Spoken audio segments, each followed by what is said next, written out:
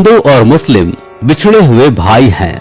पिछले एपिसोड में हमने ईश दूत नूह और भारत के बीच मजबूत संबंध के बारे में बड़ी संख्या में प्रमाण प्रस्तुत किए हैं। आइए हम भारतीय परंपरा और इस्लामी परंपरा के बीच कुछ और चौंकाने वाली समानताओं को देखते हैं। पूजा करने की दिशा। मंदिर में प्रार्थना की दिशा के बारे में बताते हुए डुबोइस लिखते हैं, प्राचीन और आधुनिक दोनों ही मंदिरों की संरचना हर जगह समान है और उनके वास्तुशिल्प स्मारक जैसा कि आज भी मौजूद हैं। महान पैगोडा का प्रवेश द्वार पूर्व की ओर है, एक ऐसी दिशा जो उनके सभी मंदिरों, चाहे वो छोटी हो या विशाल, में देखी जाती है। हिंदू शिष्टाचार, रीति रिवाज और अनुष्ठान, पृष्ठ 579। मुस्लिम यह जानते हैं कि उनकी मस्जिदों की एक निश्चित दिशा काबा की ओर होने के कारण है, लेकिन हिंदू ऐसा नहीं जानते। अलग अलग लोग अलग अलग स्पष्टीकरण देते हैं, लेकिन किसी के पास भी इसका तथ्यात्मक ज्ञान नहीं है। संभवतः मंदिरों की यह एक निश्चित दिशा काबा के साथ उनके पुराने जुड़ाव के कारण हो, एक ऐसी वास्तविकता जिसे लोग अब बिल्कुल भूल चुके हैं। चिता की दिशा। हिंदू चिताओं की दिशा उत्तर से दक्षिण की ओर उसी दिशा में होती है जैसे मुस्लिमों के कब्रों की परिक्रमा। जैसे हज के दौरान मुस्लिम काबा की 7 बार परिक्रमा करते हैं, वैसे ही हिंदू भी अपने विवाह के लिए 7 बार अग्नि की परिक्रमा करते हैं। हिंदू परंपरा में मंदिरों, देवताओं और पवित्र स्थानों की परिक्रमा बहुत आम है।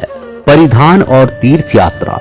हिंदू और मुस्लिम दोनों ही तीर्थ यात्राओं के दौरान एक ही तरह की पोशाक पहनते हैं, जो बिना सिले हुए कपड़ों के 2 टुकड़े होते हैं। हज यात्रियों के परिधान और हिंदू तीर्थ यात्रियों को ध्यान से देखें। वास्तव में तीर्थ यात्रा में इस्तेमाल होने वाले कपड़ों के ये 2 टुकड़े ही बाद में भारतीय संस्कृति में धोती और साड़ी में विकसित हो गए।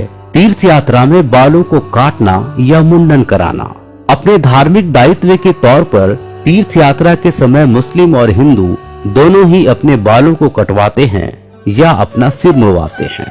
क्या यह मात्र एक संयोग है?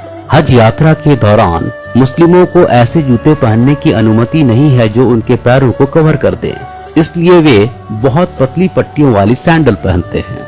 हिंदू भी अपनी पवित्र तीर्थ यात्रा के दौरान इसी तरह की चरण पादुका पहनते हैं। बच्चों का नामकरण संस्कार। मुस्लिमों में जो बच्चों का नाम रखने का समारोह होता है उसे अक़ीक़ा कहा जाता है। वो हिंदुओं के नामकरण संस्कार से बहुत ही निकटवर्ती समानता रखता है। दोनों ही समुदाय के लोग इस समारोह में बच्चे का सिर मुड़वाते हैं। अगर आप किसी मुस्लिम से पूछते हैं कि वो इन प्रक्रियाओं का पालन क्यों करते हैं, तो वो जवाब देंगे कि हमने यह ईश दूत मोहम्मद के माध्यम से सीखा है। जब यही सवाल हिंदुओं से पूछा जाए तो उनकी प्रतिक्रिया होगी, हम सैकड़ों या हजारों वर्षों से इस संस्कृति का अनुसरण करते आ रहे हैं। यहाँ किसी ईश दूत से जुड़ी हुई कड़ी नहीं मिलती है। क्या यह संभव है कि ईश दूत नूह या जल पलावन मनु या न्यू के द्वारा सिखाई गई प्रथाओं के अनुसार हिंदू इन प्रक्रियाओं का पालन करते आ रहे हैं? अगर आपने इस विषय पर हमारे सभी वीडियो देखे हैं तो आप हिंदुओं और मुस्लिमों के बीच गुम हो चुकी इस कड़ी को जोड़ सकते हैं।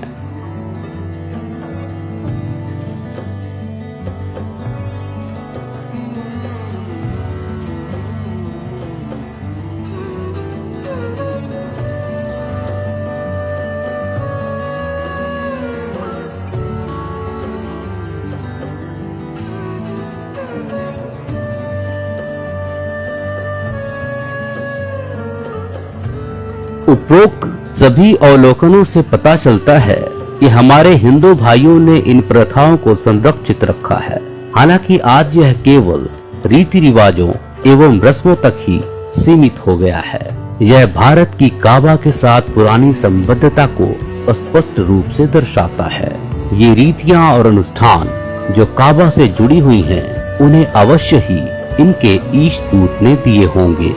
इस संबंध में और विस्तृत जानकारी के लिए हमारा वीडियो जिसका शीर्षक है सनातन धर्म और काबा को अवश्य देखें। वेद, पुराण, हदीस, इतिहास, परंपरा और संस्कृति से एक बड़ी संख्या में जो अब तक प्रमाण एवं साक्ष्य प्रस्तुत किए गए हैं, वे ईश दूत नूह, ईश दूत आदम और भारत के बीच प्रबल संबंध का स्पष्ट संकेत देते हैं। इसके अतिरिक्त कुछ अन्य सुझाव देने के लिए हमारे पास कोई विपरीत प्रमाण नहीं है।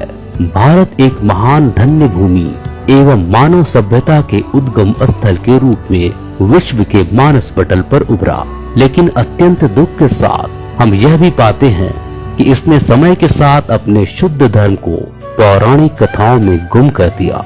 ईश्वर ने अपनी असीम तत्वदर्शिता और बुद्धिमत्ता से हिंदुओं यानी मानवता की सबसे पहली पीढ़ी, जिसे ईश्वरीय प्रकाशना के द्वारा विधि विधान दिया गया, और मुस्लिमों यानी मानवता की अंतिम पीढ़ी, जिन्हें ईश्वरीय प्रकाशना के द्वारा विधि विधान दिया गया, दोनों को एक साथ भारत में रखा। इसलिए हिंदू और मुस्लिम खोए हुए भाई हैं। क्या कभी हिंदू और मुस्लिम एक दिन एकजुट या यूनाइट हो सकते हैं? हम ऐसी कामना करते हैं, हम ऐसी आशा रखते हैं।